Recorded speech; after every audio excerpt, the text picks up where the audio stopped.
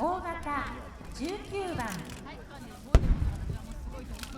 復興、感謝、勇気、そして平和。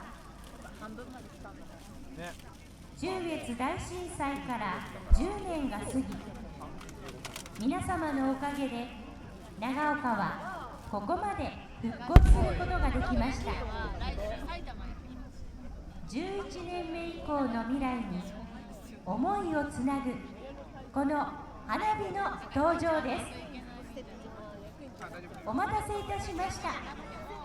復興祈願花火フェニックス、未来への希望打ち上げです。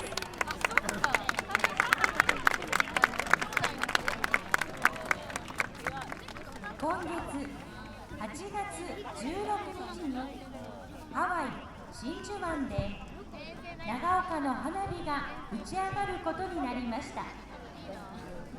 そしてこのフェニックス花火も平和の架け橋として打ち上がります。未来へ向けた希望の光。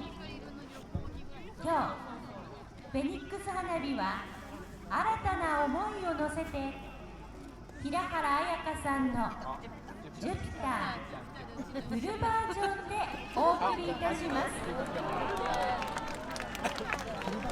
皆様の気持ちを一つにしてカウントダウンで打ち上げます。復興祈願花火フェニックス、未来への希望。5、4、3、2、1、0。